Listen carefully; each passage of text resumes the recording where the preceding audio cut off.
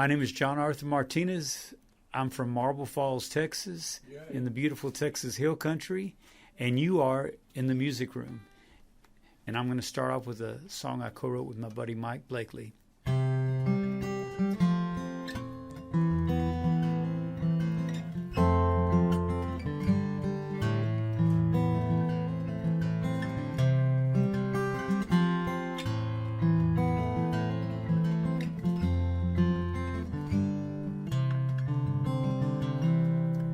Does the sunset make my day with the girl I love the best, with my arms around her waist, on the hilltop looking west? And do I like the southern breeze and the song that Bob White sings? I tell you kindly it's alright if you like that sort of thing. What about the wild hues on the canvas grassy green, the fire wheels and bluebell blues, the daisies making such a scene, surrounded by the prickly pear? I see it all from our porch swing. Tell you kindly it's alright if you like that sort of thing. And I do. As much as poets love the spring, yes, it's true. Yes, it's true. I truly love that sort of thing.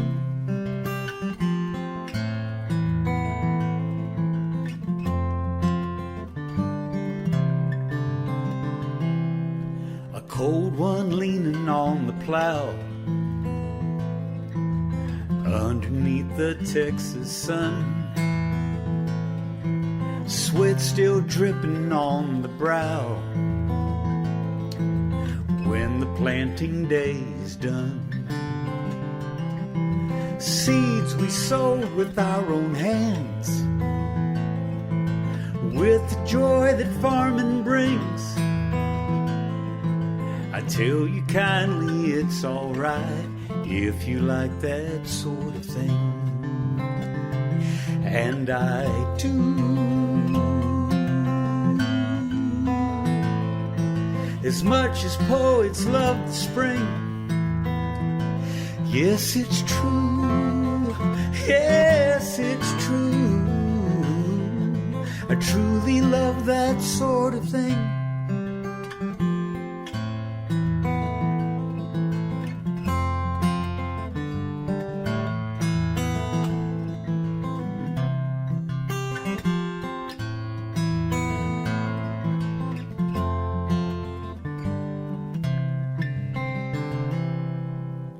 What about a gentle rain tapping on the farmhouse roof, the morning doves upon the plain who bid the whippoorwill adieu, a windmill whistling right along, a sparrow passing with a zing? Tell you kindly it's alright if you like that sort of thing. And I do.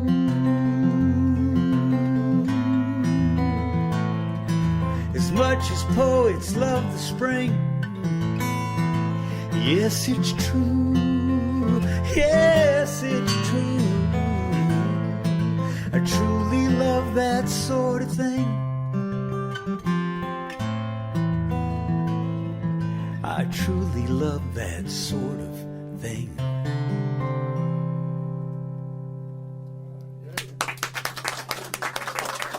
Thank you much. Appreciate that. Well, welcome back, John Arthur Martinez.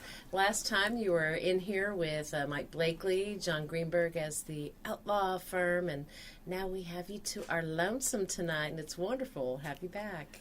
Well, thank you for having me back. I appreciate it, Helen. Thank you, Randy, and thank you, everybody here in the music room. Absolutely.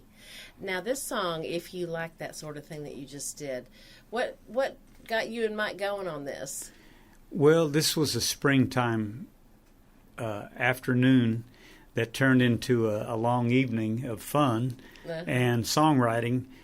So I was visiting Mike at his ranch in Llano County. This was after he left Burnett County and before he moved to Gillespie County. Everywhere they go, they run him out. But I told him to stay. But looks like he's stuck. He's going to stay, and he's doing well in Gillespie County. He's behaving himself. Yeah, it's a good fit. Okay, good. It's a good fit for him. So I was at his ranch in Llano, and I noticed that the century plant was just blooming this perfect bloom. And as I went across the cattle guard over to the right, I realized it was some of the brightest yellow prickly pear blooms that I'd ever seen. Oh, wow. And there were Indian paintbrush still blooming even into early May, and there were bluebonnets still blooming, and all of this wonderful beauty that I spoke about in the song. Mm-hmm. And I got up to the porch to Mike, and I said, "Mike, man, this is amazing. How do you put up with all this?" And he said really nonchalantly, he said, "Well, it's all right if you like that sort of thing." There you go. And I said, "I do like that sort of thing." And so we started writing that song. Oh, that's perfect. Yeah. It's a really good song. You have another song called The Armadillo Song, and that was another Mike Blakely co-write. Mike and I have written probably 78 songs we can remember together. We've written a bunch more that we've forgotten. One of his old computers crashed, and we should have, we thought we were getting modern, and he's putting it on his computer, and I don't know if it's on a notepad somewhere, but there are a bunch of them that are missing. But anyway, this is one that he and I started on, and it is an exercise in alliteration. Are there any former English students out there? Raise your left hand if you've ever taken an English class.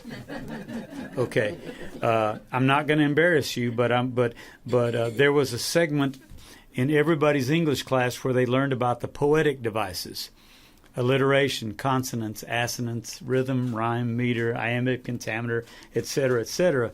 And when I was working at Marble Falls Independent School District, I realized that the guitar and my songs were much more effective than the Victorian poetry that we had to share with the kids, or the Elizabethan poetry.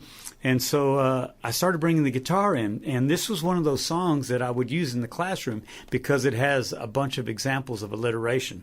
And I did play it the last time I was here, but now we're turning it into a children's book. So I brought the cheat sheets here because I got another chapter or two here.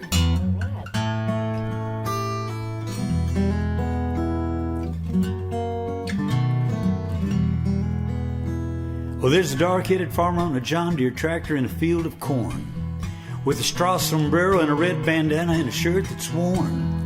He's changing gears in the old John Deere so he can steer clear of the longhorn steer, the dillo and the trucker on the trail I'm traveling on. He swerved to the right, it's a dillo in the middle. He swerved to the left, it's a trucker and the steer. Next thing you know, he's plowing toward me. I run from the tractor, and what do I see? A big armadillo in the middle of a little old country road. An old brown bottle in a puddle in the cattle garden. A June bug beetle in the bottom of the bottle, and a big armadillo in the middle of a little old country road I'm traveling on.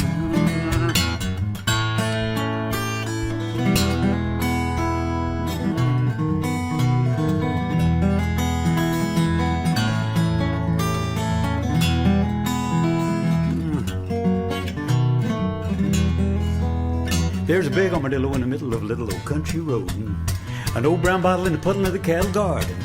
And there's a June bug beetle in the bottom of the bottle of the big armadillo in the middle of a little old country road that I am traveling on. There's a red-headed rider with the radio rearing and the windows down. He's rocking and reading the rhythm of the country sounds. He's got his 18-wheeler with his pedal to the metal, and he's headed for the dillo in the bottle in the middle of a little old country road I'm traveling on. Well, he swerved to the right, Dillo in the middle. He swerved to the left, puddle in the guard. Next thing you know, he's coming toward me. Drive to the bar ditch, what do I see? Big armadillo in the middle of a little old country road. An old brown bottle in the puddle of the cattle garden. And there's a June bug beetle in the bottom of the bottle of the big armadillo in the middle of a little old country road that I'm traveling on.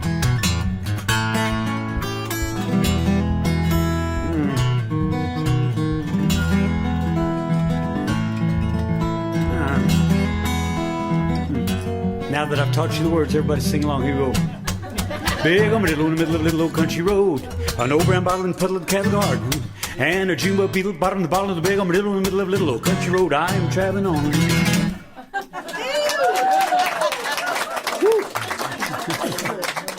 Thank you. Well, if you ever decide that you're tired of being a songwriter, you could definitely be an auctioneer. I thought about that. Seriously. Yeah, I'm thinking I don't see how you do it. I am so impressed. Well, how you can remember it all like that. Wow. Well, now that we're doing this live, people can actually hear this done live, because in the past people would just assume that we digitally enhanced that. We sped it up after the fact on digital editing. But this is live on Facebook. That's right. Yes. You're the real deal, Mr. Martinez. The next song that you have is called The Phone Call, and you co-wrote that with Jan Grape. Jan Grape is an interesting lady. She's written a lot of novels set in Austin, Texas, with a police officer from the Austin Police Department named Zoe, and anyway, she's been my neighbor for some time, and she's never done any songwriting, but she had this great song idea that happened that she happened to bring to me during the pandemic. We did it all. She was being very cautious because she has some health concerns, and so we did it all through texting and email. But it was during the pandemic when everything shut down, and a buddy of mine was worried about me because he knew I didn't have any gigs, and musicians without gigs, we get a little surly and depressed and hungry. Thank you. She said, I want to write a song about somebody calling at the right time, just somehow knowing that you need their friendship at that moment. And it was pretty timely because my buddy John Spar called about that time, just checking on me. Hey, how are you doing? And John is from Marble Falls. I shouldn't say he's from Marble Falls, but his dad bought the Minnow Shop in Marble Falls while John was away in college, and so John would come back and visit. He was older than me. I was still in high school, but back in those days, you could sneak into Armadillo World headquarters or any of the other venues around Austin, and they didn't really mind that much. So he said, "Hey, we're going to go see Commander Cody. Come on with me." I remember that name especially because I never knew who Commander Cody was at that time. And anyway, he introduced me to so much music at that time, including buying tickets to Willie's Picnic back when it was on the Pedernales River. Mm-hmm. And so if you know your geography, Marble Falls is not far from Spicewood, Texas. Marble Falls is not far from the Pedernales River. The Colorado River and the Pedernales unite somewhere near Spicewood, Texas, and that's where Willie Nelson had his recording studio and his he had like an entourage there. He had condos, and a lot of those musicians, when they were off the road, they would play with me, which was a really cool experience as I got proficient enough to play. But when I was younger, John would take me to go see the shows, and including Willie's Picnic, and I wove it all into this song called The Phone Call.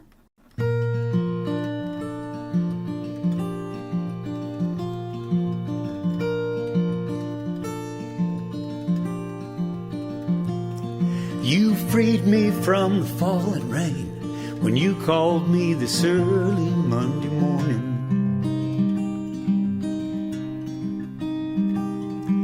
You heard the winds, felt my pain. Instinctively you knew I was alone.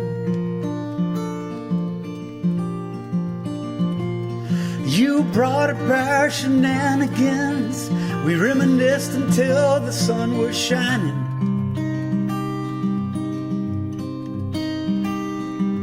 about the crazy things we did for grins. You kept me talking on the phone. You freed me from a faithless night as you recalled my early stabs at poetry. Inspired by the Pert and Alice High at Willie's show outside of town. The broken gasoline gauge, the cold night with Amanda in my Chevy.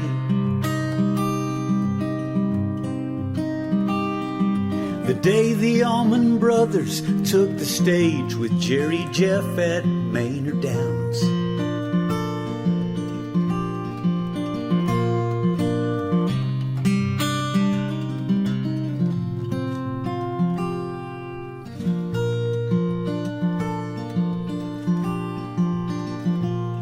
You freed my soul with laughter as you recalled that night in Nolanville. And that awkward ride with your dad so we could post your bail on New Year's Day. The top turned to the early wheel, Rusty Weir, the spoke and armadillo. The songs we shared, how music heals, how it's all part of every show I play. How do you know when to call? How do you know I'm in free fall? You freed me with your faithful words. You listened when I chose to speak more fearlessly. You lifted me with lyrics I first learned on the old guitar you gave me. Christopherson still speaks the truth. I still play so many of those melodies. So last night when I felt the blues, your phone call on a stormy Monday saved me. Last night when I felt the blues, your phone call on a stormy Monday, well, it saved me.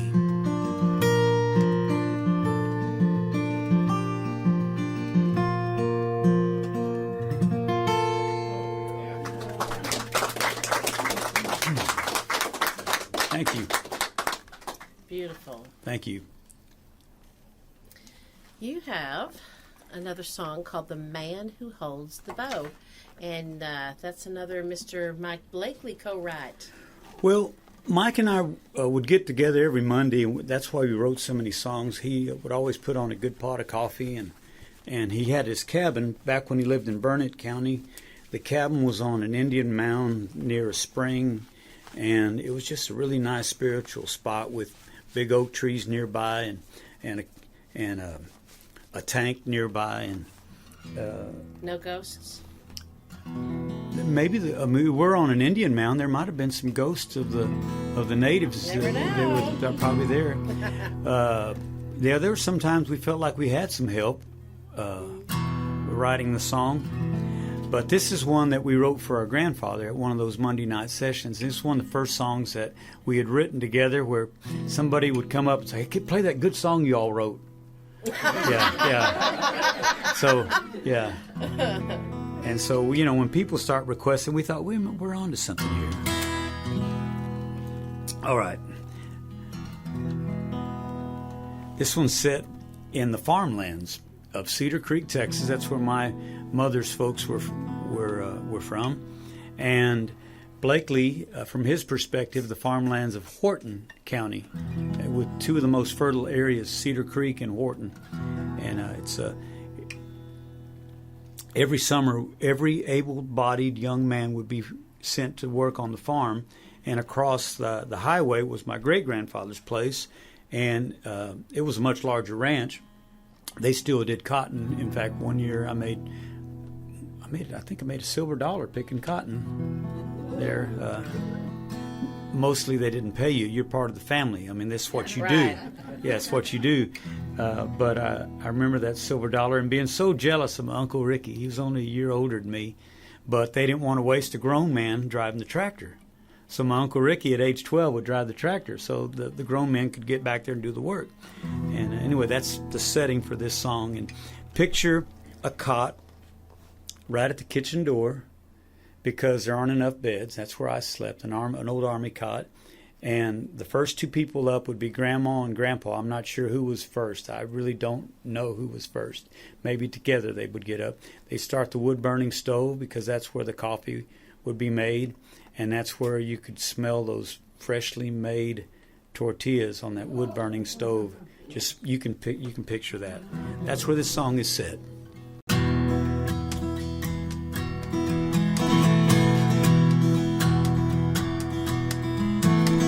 School let out, the June bugs came. With the heat, all the prayers for rain. I spent that summer on my grandpa's farm, fiddling around, sweating up a storm. Grandpa sure was good with the bow. There wasn't one fiddle song he didn't know. He tried to show me the way he played, but you should have heard the noise I made. If I've learned a little, my granddad told me so.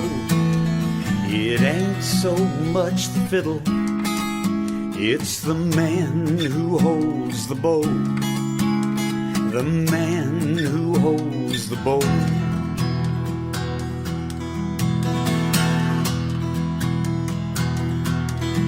After my chores were done, the sun sank low.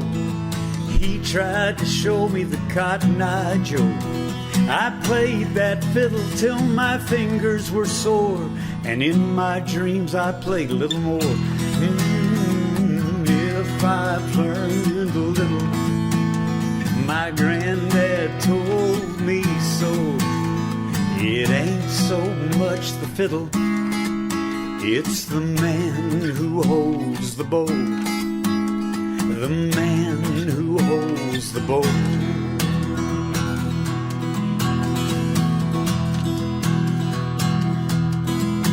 Only learned one tune and I almost had it licked. The hay was baled and the cotton was picked. A cool rain fell before the leaves began to fall. I was fiddling at the harvest ball. If I've learned a little, my granddad told me so. It ain't so much the fiddle, it's the man who holds the bow. If I've learned a little, you know my granddad told me so. It ain't so much the fiddle, it's the man who holds the bow. The man who holds the bow. The man who holds the bow.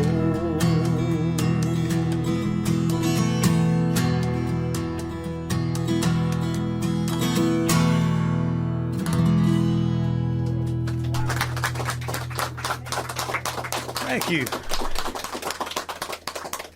I think Randy would appreciate this, but originally we started on that song because Mike and I are guitar players, and you're a guitar player. We thought we would write "The Man Who Holds the Pick," but the rhyming options, the rhyming options, were not. Yeah. That's right. Before we move on to the next song, I want you to tell our listening audience where they can find you on the web, where they can buy your music. Yes, you can go to johnarthurmartinez.net. Okay. Remember that I play tennis, and so remember .net, johnarthurmartinez.net. And if you go to my store, you'll find a link to all my albums. If you still have a CD player, I need you desperately to order one. I've got a room filled with those, but for those of you who don't have a CD player, I do have a thumb drive with all 15 albums. And some of the... Have John show that. Yeah, Oh, you need to sure. show that because it's super cool. Well, this thumb drive is what basically saved me the last tour that I did through Europe, because traveling through Europe during high season is expensive. Really? Yes. And just the flights and everything. And so in previous tours, I would always make up the money on CD sales. Well, CD sales, if you've noticed the graph, the sales have been going down this way. Vinyl has been going up this way. Yeah. Yeah, and USB thumb drives have been going up. But I'm on my reorder of this. So anyway, they're doing really well for me. It is real quick, the whole thing. Yeah, if you... What do you get? Well, you get 15 cool albums. box. You get 15 albums, and you can plug this into any... If you have a 2016 to 18 or newer, it'll play in almost any vehicle now, or it'll play on your home computer as well. But anyway, it's a really cool thing. I'm really pleased with this product. Mike and Johnny and I have one as well with each of our most recent albums for the Outlaw Firm and the new album. And of course, now I even have vinyl for the Outlaw Firm album. So we nice. have. So anyway, we have to adapt. You know, you can't lament the loss of 8-track tapes anymore. You know? Funny. 4K is a little better than VHS. Yeah. Great. Thanks, John. The next song that you have is You Were That Oak. Tell us about that song. Gosh, I played that back to back with The Man Who Holds the Bow because this is a song that was inspired by all three grandfathers that I have. Now, I know you're probably saying, okay, there's probably my stepfather's grandfather was really significant. He was in Round Mountain, and I saw him more often than I saw my mom's dad or my dad's dad, because they lived a lot further away, and I grew up in Round Mountain, Texas, before I moved to the big city of Marble Falls. And so his name was Cooney. And Cooney, here's a man that knew how to live off the land. I mean, they had herbs. They had an herb garden just like you guys have. They had tomatoes. They had chickens. They had hogs. They went varmint hunting to sell the pelts. They would get a nice doe to feed the family because the venison jerky and the venison sausage. They would slaughter a hog around Thanksgiving to make tamales. I mean, they lived off the land. They do pecan picking whenever the area ranchers would need pecan pickers. And in fact, they took me out of school to go pecan picking, and when I moved from Johnson City in Round Mountain to the big city of Marble Falls, they asked anybody, has any of you ever been taken out of school to go to do any farm work? And I said, well, yeah, I thought everybody did. And I was the only one who raised his hand. Wow. Yeah. But because I raised my hand, Marble Falls got a grant for the first computer system. And nice. And so every day they would take me out of the room and go work on the computer. So I got to learn computers before anybody else did. And Cool. because I was, quote unquote, I was a migrant worker. Wow. It's part of That's awesome. Yeah, true story. But I bring it up because Cooney and Natividad, my mom's dad, guess when he was born? Natividad? Christmas. Thank you. And then there was Estroberto, and nobody could say Estroberto. Say that 3 times. Estroberto. So they just called him Strawberry. So they called him Strawberry. So Strawberry, Cooney, and Natividad. This is inspired by those 3 guys.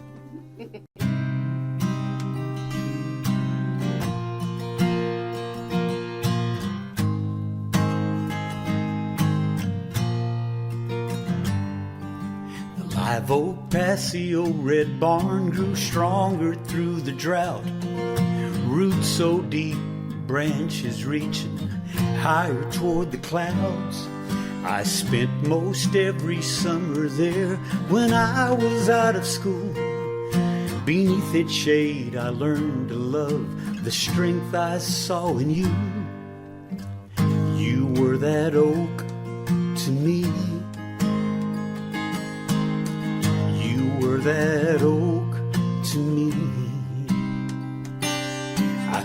almost touched the setting sun when you pushed me on that swing. You made a barnyard wooden rope. You didn't waste a thing. From that limb I watched you work, what you would do, what you would give. You weren't one to quote the book, it was how you chose to live. You were that oak to me. You were that oak to me. Oh, then lightning struck one day. Our tears couldn't save that tree. Oh, things never were the same. It also took a part of me.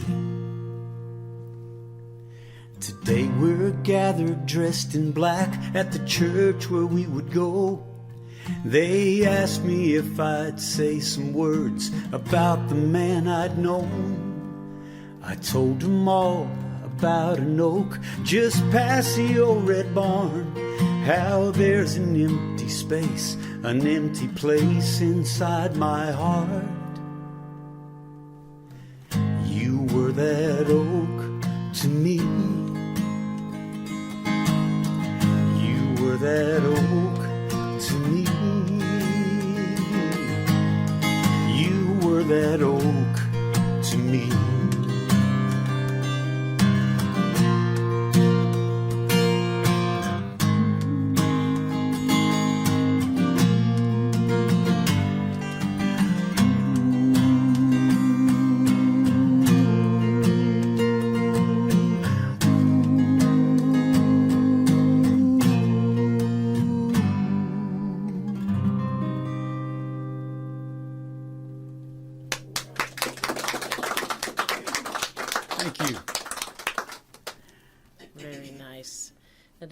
Did those gentlemen get to hear this song? I wrote it after they all passed. Aw. Yeah. Well, they heard it. Yeah. Now, on the recording, I have to tell you that I really love the recording that we did of that. Drew Womack, I don't know if you remember him from Sons of the Desert. He sang harmony on that recording, and boy, he just nailed it. He's now the lead singer for Lone Star. He got offered the job when Richie decided to do something else. But anyway. Cool. You have another song called "The Sacred Lands." Yes. This is one that was inspired by many, many travels through Arizona. Have any of you spent any time in Arizona out of curiosity?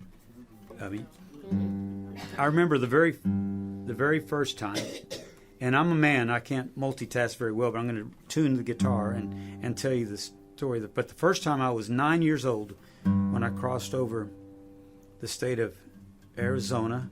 I was with my grandmother, Natividad's wife, and I was with my Uncle Ricky, the one that got to drive the tractor. Mm-hmm. He's only a year older than me. Right. I was so jealous of that. Yeah. And we were more like brothers because we were so close in age. But they decided, because one of my aunts was going to marry this Air Force guy out in California, so that my grandmother needed to go meet him, make sure that it was going to be all right. They wanted, and so I went to Arizona, through Arizona on a Greyhound bus for the first time. I was 9, and when I came back through after our trip, I was 10 already, so I turned 10 while I was over there.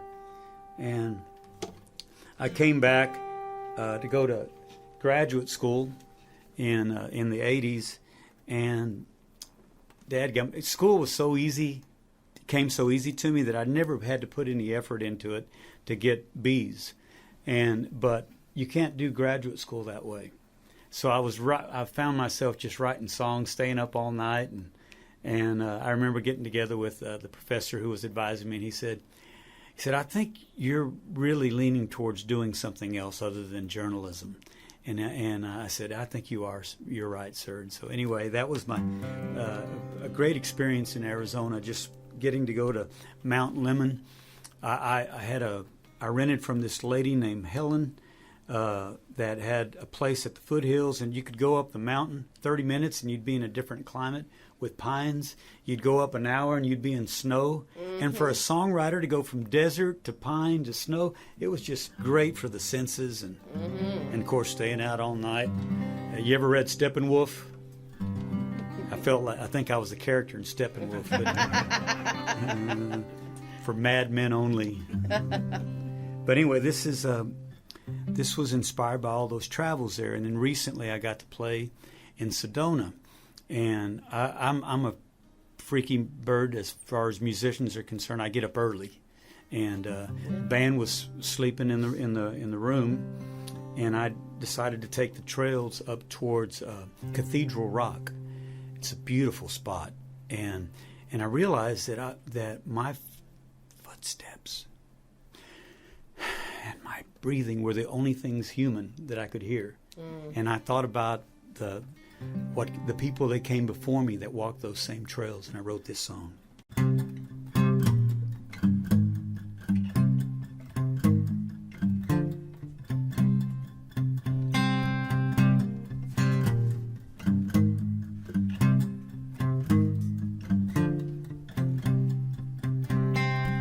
Listen close, hear the gray wolf speak.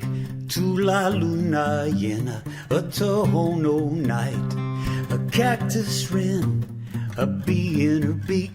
Watch her feed her young in the morning light. Feel the spirit at Cathedral Rock, where Apache prayed, the white wings coo. If you meet the red-tailed hawk, say your own before the day is through. You can't begin to understand until you've walked these sacred lands. Dart like a deer through the red rock seams, sage on the wind, the sun on your face. Float like a fish in a Pima stream, the coolest creek, the warmest day. A desert rain, smell the creosote, or farther north, the ponderosa pines. Stop for a spell as the sun sets low on Sinagua trails, Colorado skies. You can't begin to understand until you've walked these sacred lands.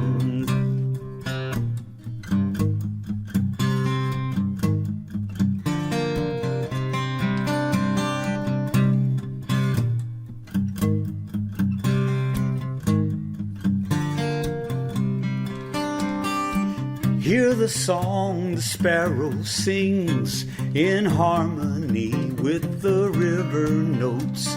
In aspens near Cocosino Springs, like the Hopi and the Navajo. Walk the trail of the Grand Canyon, like the Wallapai of the Pueblo. Hide in the shade of a tall pinon. Let these wonders fill your soul. You can't begin to understand until you've walked these sacred lands. You will never understand until you've walked these sacred lands. These sacred lands.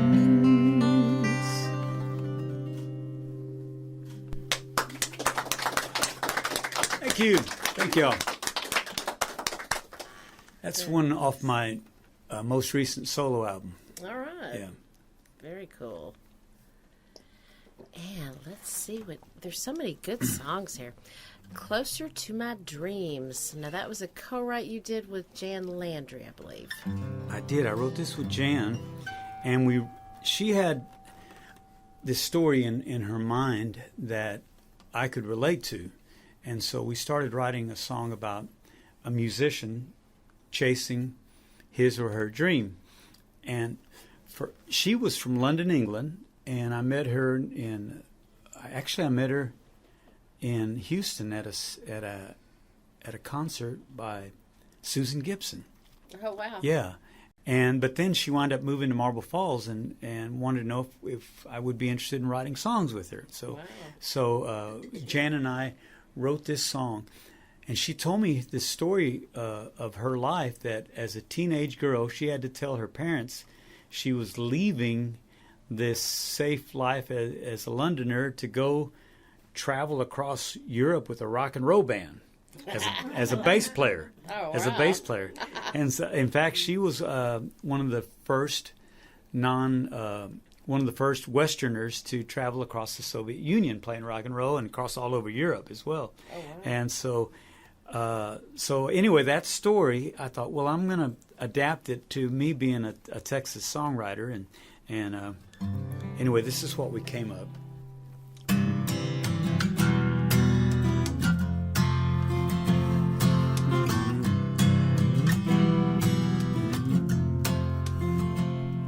By now you found the letter that I wrote you in the kitchen right beside your favorite cup. The flowers are to say how much I love you. Simple words I never say enough. So please forgive my coward's way of leaving. I wrote this so there wouldn't be a scene. And by the time you start the morning coffee, I'll be close to Austin, closer to my dream.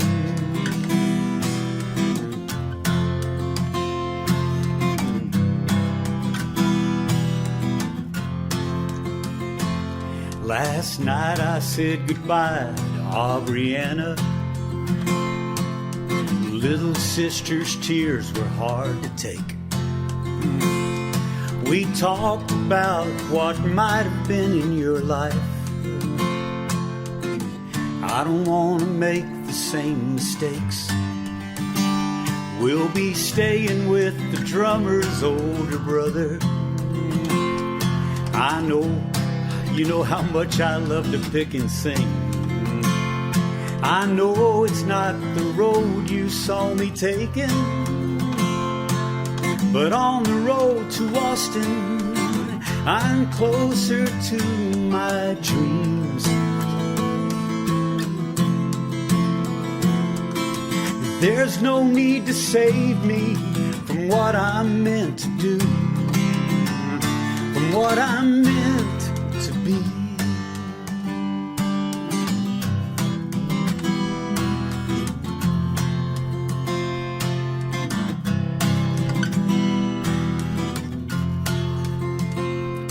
I've got your eyes and your stubborn way of thinking. I've got Daddy's gift of words and his guitar.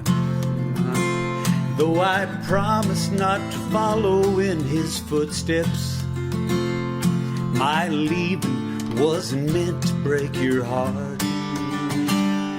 By now you've had your second cup of coffee. I'm miles and many towns from Abilene. But don't worry, Mama, I'll call when I get there. When I'm close to Austin, closer to my dreams. When I'm close to Austin, closer to my dreams.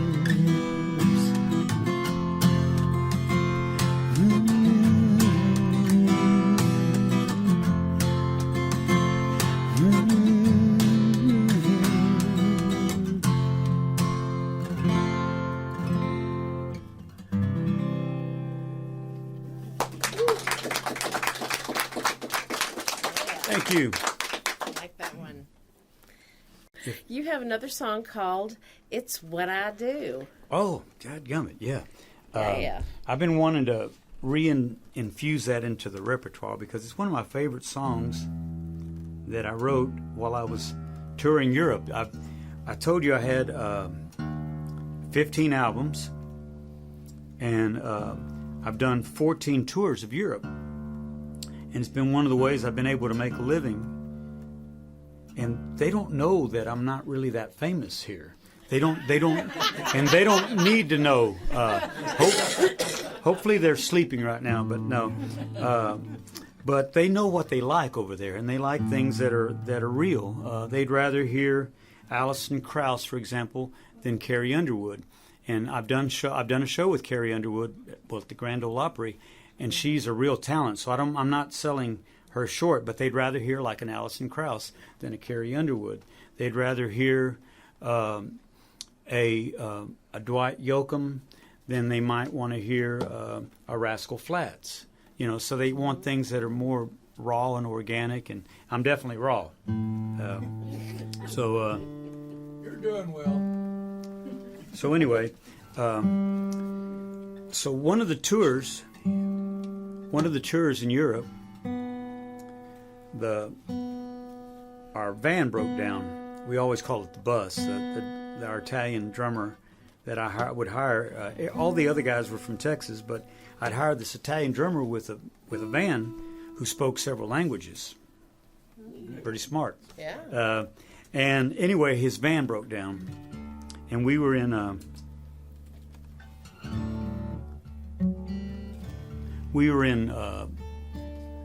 France, and dadgummit, we were in a small little rural community, and they didn't understand English or Italian, and the little bit of French that I took, we weren't communicating very well with this guy. Fortunately, the Italian drummer was able to convey to this one guy, this one French farmer, that it was Peugeot, and so Peugeot, and he would like broke, oh, and he said oh, and so it turns out there was a Peugeot dealership like 20 kilometers from where we broke down. That's not far. I mean, what is that, about 11, 12 miles? About 13. Okay, so anyway, it was close. And but we had a lot of downtime because we were waiting for that to get fixed. We finally wound up renting another van, and so anyway, it inspired this song, and I want to do it for you right now. It's What I Do.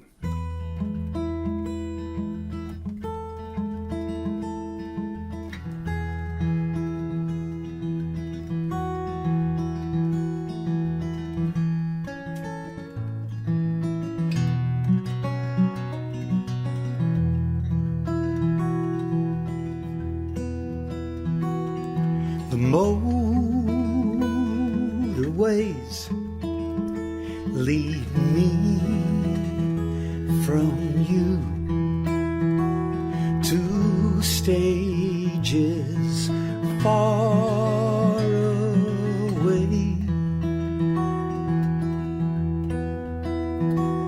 and places where the faces know the melodies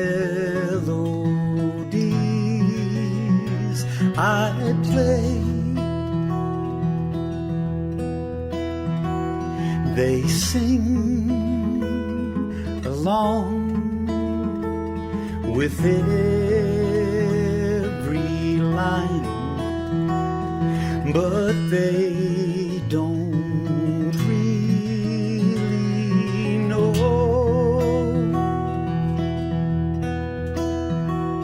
the songs I sing are meant for you.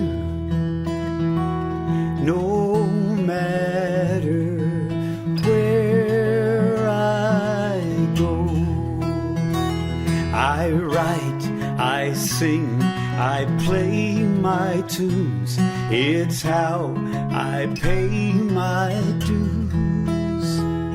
But when the spotlight fades to black, I think of you.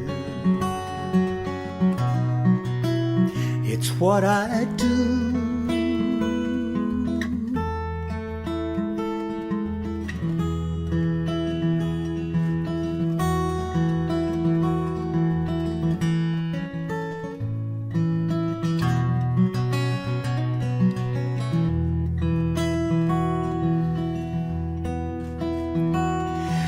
I love the camaraderie, the moments with the band, the muses live inside of me. I know you understand,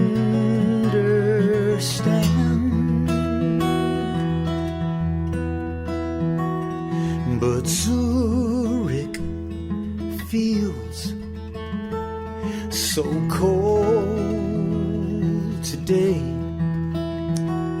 I miss our coffee time. So I walk the cobblestones alone, and once again for you I rhyme, I write, I sing, I play my tunes. It's how I pay my dues. But when the spotlight fades to black, I think of you. Yes, I think of you. It's what I do.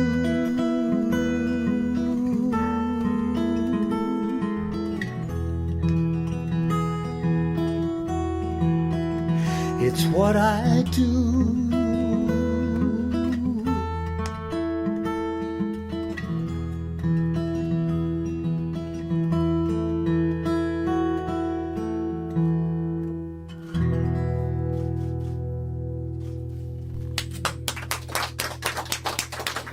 Thank you. Love it. Thank you. You have another song, and it is called Three White Spanish Horses. And I believe you co-wrote that with Rick Busey. Yeah, Rick is a Kerrville New Folk winner that I met at the Austin Songwriters Group. Very talented fella. And this song was inspired by my sister-in-law and my brother-in-law. This was a lot of the newer songs I wrote when I didn't have gigs. That time period that some of you may have forgotten about now, but there was a period when we didn't have gigs, and even though things have rebounded and there's a lot of gigs everywhere, some of the venues that we had before never reopened. Right. And so there's still some of the residual effects of that. But anyway, this was one of the songs the first song I think I wrote. Now that's the beauty of email and FaceTime and Zoom, is that you can do some co-writing from afar. And so Rick was in. By that time he had moved back to Illinois, I think.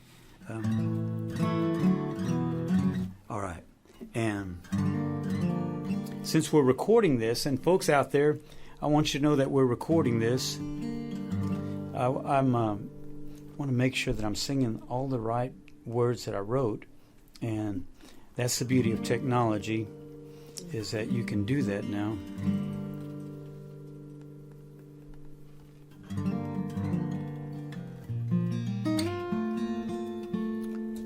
So I told you it was inspired by my sister-in-law and my brother-in-law. The last gig that I had was in Fredericksburg, Texas, and the very next week everything shut down. But they had stayed overnight after one of my shows. I play Hondo's on Main, a really cool venue on Main Street in Fredericksburg, and they decided to take a road less traveled to get back to their home in San Angelo, and they decided to go back on 16 from Fredericksburg towards Llano. They cut across toward Enchanted Rock. They went the back roads to Mason and wove their way back to to San Angelo. And on one of those roads between Enchanted Rock and Mason, they saw these 3 white horses charging at them in the middle of nowhere. Oh, and wow. one of those roads on a road with no, just a paved road with no markers on it. And from their perspective, in the photo they shared with me, there was no bridle, no saddle, no brand that they could, no identifying marks of any sort. It just looked like 3 wild horses coming at them. And they shared that with me, and I got to thinking, I think I can tap into everything that I know about the hill country, and including my own experiences on that ranch that was across from my grandfather's farm. And there was a white horse there that no one could ride other than my Uncle Ricky, and I think my Uncle Peefy could also ride that, my great uncle. So anyway, all of that I put into this song, and I got to thinking about what came before us again here in Texas. All right, here we go.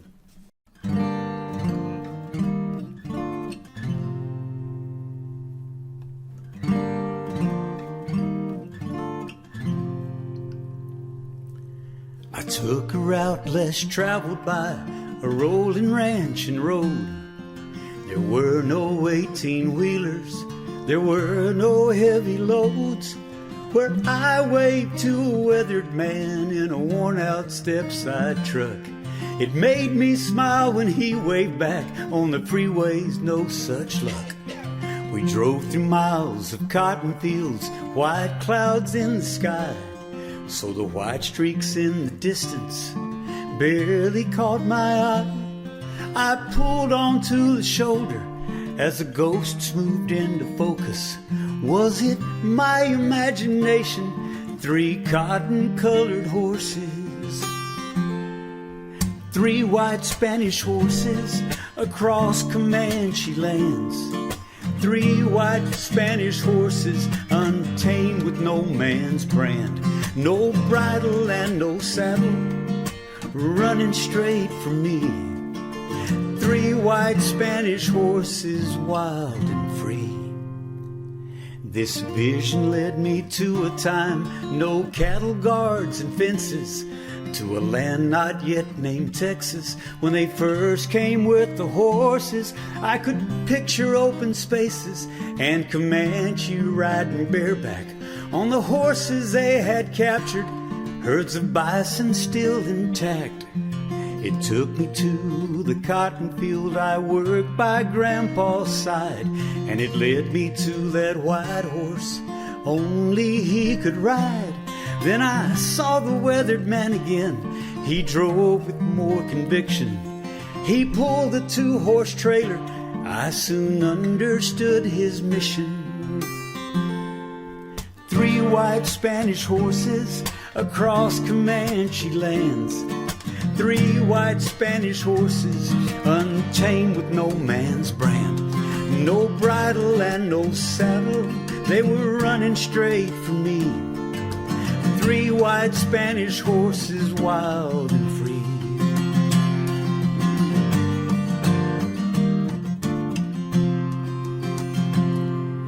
The old man hollered cotton, the lead horse turned his way.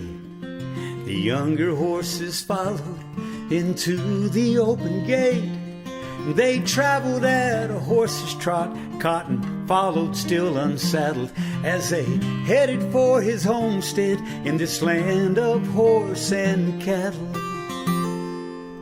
3 white Spanish horses across Comanche lands. 3 white Spanish horses, I never saw the old man's brand.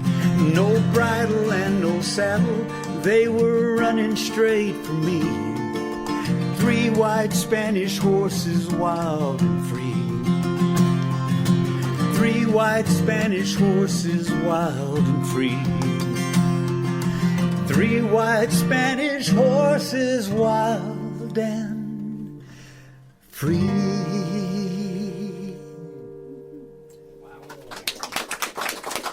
Thank y'all. Thank you much. You're pretty good at this, John Arthur.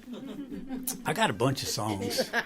When Randy challenged me to, he said, play your best songs, and I thought, well, if you ask me that tomorrow, it might be a different list. Right? Yeah. Usually it's the latest song is the song that you want to play, at least. Well, several of these you notice are Are you off the new one? recent Yeah. songs off the Yeah. recent album. So Well, you have a song that's actually a question, and that is, what good is I Love You? well, this is one of my favorite songs that I've ever been a part of, and I wrote this with Zach Huckabee. If you Google Zach Huckabee, he was a guitar slinger doing the Texas music scene for a while. Now he's an ordained minister, and he's preaching in Lampasas.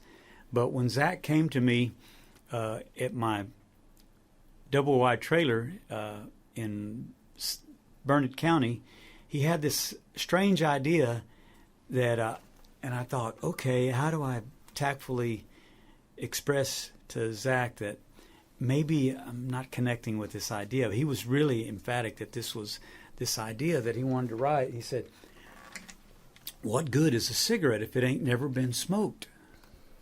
And I thought, well, yeah. And I said, but Zach, I'm not a smoker, so I can't really relate to this. And so I said, what if we started going this direction? And I honestly thought this first draft that we wrote, in fact, I even did a recording of it that was released on a German label. I thought that it was just a figment of our imaginations, this song that we created, because that's what you call writing to a hook, and some of the songs my best songs are not just writing to a hook, they're about something real. So I thought this was from my imagination. But something was really bothering me about this song. I thought I haven't really done the story justice. I've written a really good chorus, and the rest of the song doesn't build up to that chorus. So I woke up in the middle of the night. It was bothering me because I was dreaming about this song, and I knew I had to get up and finish that song. And I opened my wife's heirloom family Bible that she got from her stepmother, who she says was like a real mother to her. And I opened it up to the book of John, and I'll let the song tell you the rest of the story, but I thought it was from my imagination. I really did. But after I started playing it and I re-recorded it in Nashville with just an amazing collection of musicians, the recording is just one of my favorite ones that I've ever been a part of. And anyway, people would come up and they would say things like, my daughter lived that song. And in fact, and the song, I'll let the song tell you the rest of it, but I was playing a show in Marble Falls at the theater, the old movie theater, and this guy was telling what happened to his daughter. He had already heard the recording, he had the recording, and he wanted to meet me because he said, did you write that song about my daughter? And I said, no. He said, well, her ex had way too much, and he refused to give her the keys, and she wound up dying in a tragic accident. And I thought I thought maybe you knew the story because you lived nearby and you had read it in the paper. And I said, no, sir, it was strictly from my imagination. So then a guy who was there, and this was the show where they were talking about not driving after you've been drinking, not drinking and driving.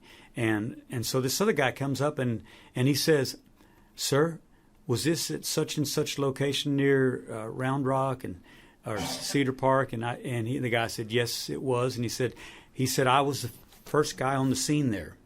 I was the first responder. And he said, this belligerent man, nothing happened to him. He said, I knocked him out because he was so belligerent.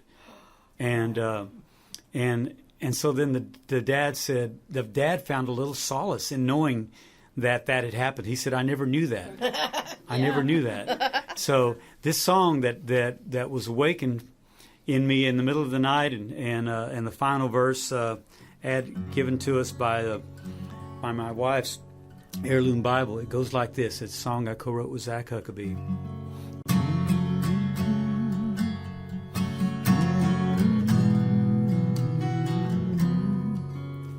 He said the Lord's Prayer through his sober lips, and he solemnly swore he'd never touch it again.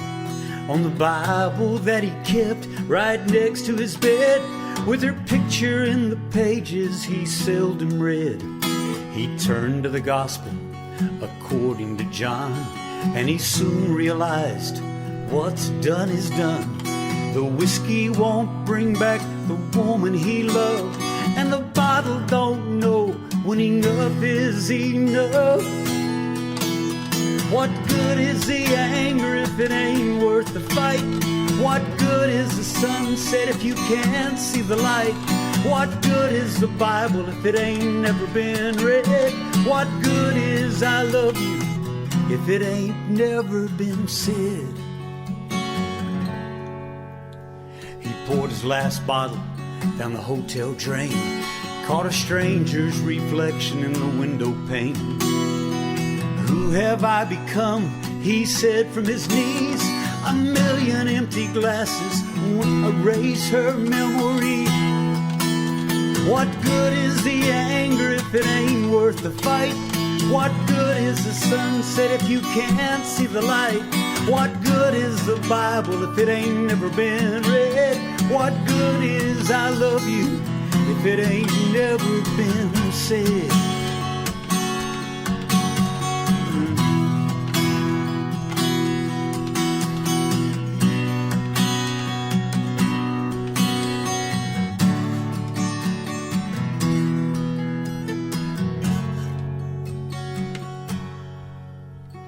He was too proud to let a woman take his keys. He said again and again he'd only had 2 or 3.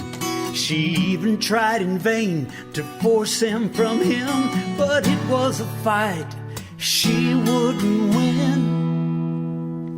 What good is the anger if it ain't worth the fight? What good is the sunset if you can't see the light? What good is the Bible if it ain't never been read? What good is I love you if it ain't never been said?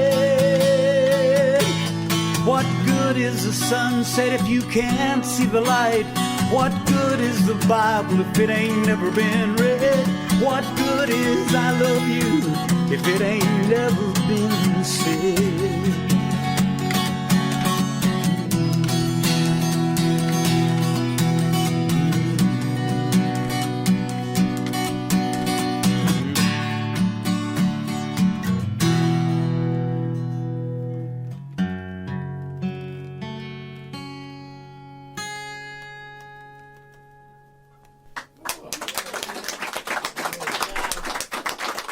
Thank you all. Thank you so much. Wow. It has been fabulous having you here this evening. You have done a bang-up job. And we're going to let you go ahead and take us out of the show with your song River of Love. That's another co-write. Yes. Stephanie Jones. And I should have given you the other co-writer, Yvonne Martinez. Oh, on this one? Yes, my Stephanie Jones and Yvonne Martinez. Yvonne and I started writing this when we were in San Antonio. We were already married, and those of you who know my story know that I married a beautiful woman that already had 3 beautiful daughters and a son, and at age 35 I decided that I was going to marry this woman that I really loved, even though everybody said, well, you're not going to do that. That's crazy to do that. And even she tried to push me away. But anyway, there we were, and we were already married, and the 2 girls, they were probably 5 and 6 by this time, and so they were there to officiate at the River of Love, this our rededication of our vows, because the tour guide on the boat there at the Riverwalk said that if you say your vows at this place, the island of eternal love, that the love will last forever.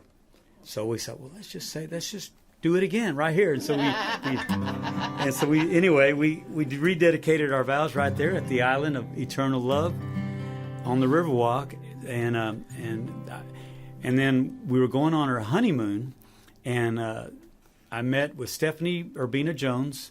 She's from Fredericksburg, Texas, and I met her through the Austin Songwriters group.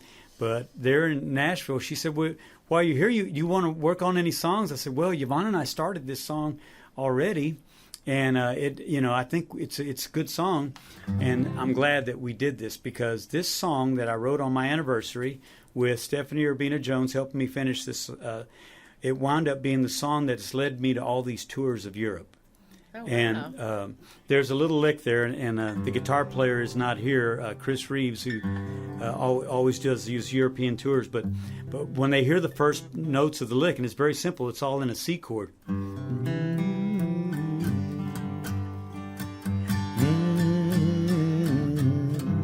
When the dancers hear this, they all get on the dance floor, and because this guy that's a famous choreographer created this dance that's now in China and the Philippines and Dallas and the Netherlands, and anyway, this song got a lot of radio play. So every time we play, when we play that lick, everybody gets on the dance floor and they know it. And it's called The River of Love, and I want to end the show with it. It's got a little bit of Spanish in it for you.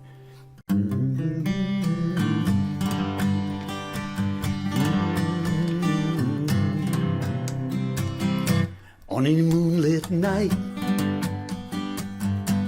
in old San Antonio, you can feel the amor down where the river flows. The mariachis play just like they did long ago, when there was love in the air. In old San Antonio, give me some harmony. Amor, amor, amor, amor. The stars in your eyes, the song in the night are what dreams are made of. Amor, amor, amor, amor. Take me in your arms, we'll dance until dawn, down on the river of love.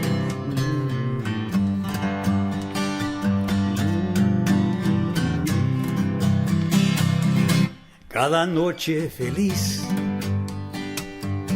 no duerme la memoria. En el paseo pasado yo te di mis promesas. Las guitarras lloraban como cantaban ayer. Había amor más mejor en Ciudad San Antonio. Amor, amor, amor, amor. Las estrellas del cielo y la luz de sus ojos celebran con Dios. Amor, amor, amor, amor. Bailamos mi vida hasta llega mañana, cantamos el río amor. Bailamos mi vida hasta llega mañana, cantamos el río amor.